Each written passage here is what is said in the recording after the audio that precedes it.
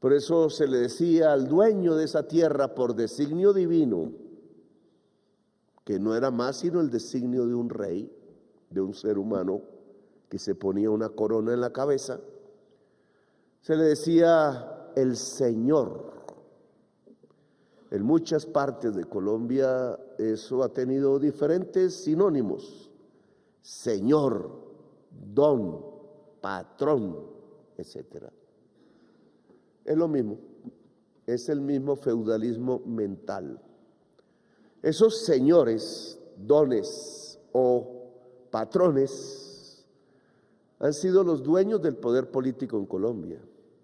No han sido los industriales, que son diferentes, que son urbanos a veces, agroindustriales a veces.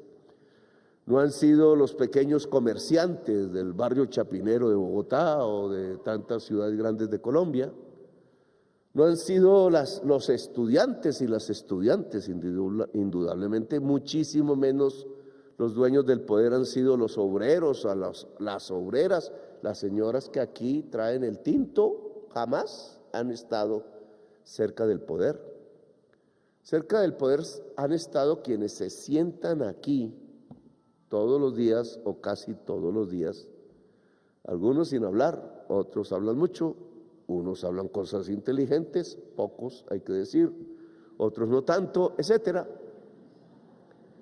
Pero esos dones y señores que hicieron las leyes de Colombia tenían en su cabeza, casi desde el principio del origen del Parlamento, que los seres humanos en su mayoría en Colombia eran o esclavos o siervos.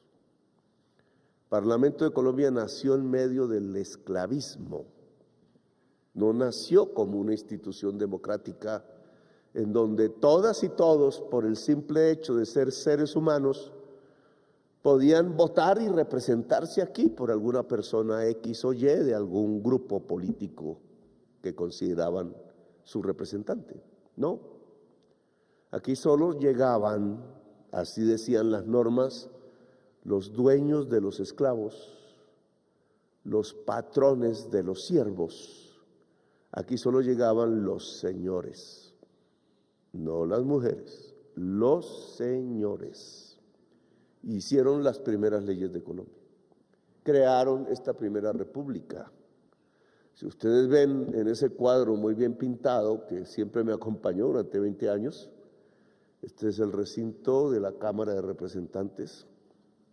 Aquí llegué con un pelado por allá, me sentaban en el fondo y me hacía oír, pero no hay un negro. Casi todos en sus rostros parecen españoles. Y nosotros nos parecemos a ellos en ese cuadro, porque la verdad eran hijos de españoles.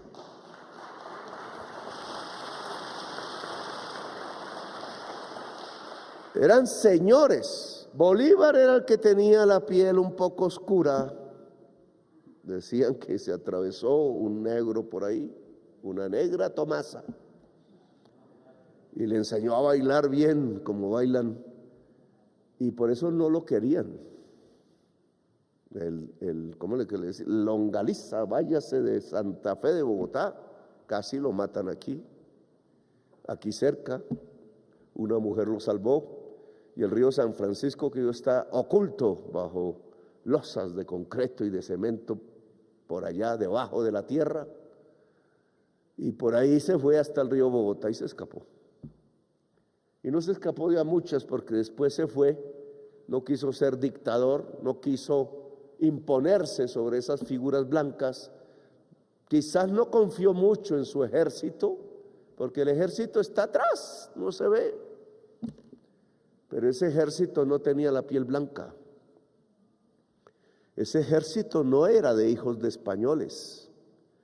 Ese ejército libertador estaba compuesto de gente del campo, de campesinos, de llaneros, les decimos ahora, de gente que recogieron por Boyacá, que tenía una parcelita por allí o que le estaba sirviendo a algún señor de la hacienda, pero en algún momento determinado se paró, miró el ejército que pasaba a sus ojos, a Bolívar con la bandera libertaria quizás, y dijo: ¿me quedo con el don o me quedo con el libertador?